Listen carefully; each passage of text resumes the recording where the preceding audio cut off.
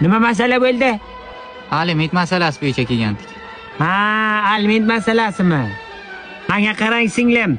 Endi bu ham oyligini ola olmagandir. Vaziyatiga qarab sizga taxlab beradi shu alimentingizni.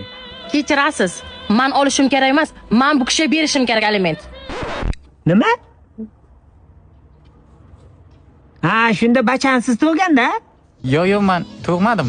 Bu kishi tug'di, menga tashab ketdilar. Shundan keyin mana katta qilib shuncha qildik bachani. Biron marta xabar olmadilar. Shunga endi aliment so'rab keldik. Qanday boqasiz bachani? Oq sut berib katta qilgan bachani.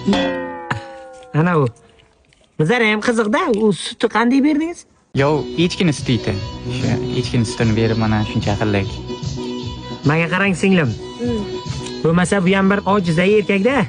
Endi bachangiz gitchin sutini berib katta etgan. Bering shuni alimentini to'lang tezroq. Hay, beraman. Yaqinda Rossiyaga ketibman. Bir yil ishlab keling, so'ng hammasini to'layman. Yo'q, 1 yil bo'lmaydi. Har oy to'lay turasiz menga. Emas, Rossiyada har oy qanday tashlayman? Tez pay. Tez pay? Avo, tez pay. Tez paydan Rossiyadan to'xtab O'zbekistonga bemalol pul yuborsa bo'ladi. Haymi? Undan tashqari mana uyda gaz yog'ozi, to'kam o'chgan. Soliqdan ham qarz bor. Shularni ham to'laysiz. Tez paydan to'lasa bo'ladi. Haymi? Ha, ana shuni aytmoqchi edim. To'g'risi bizning xotin ham Rossiyada. U ham shu tez paydan tashlaydi menga.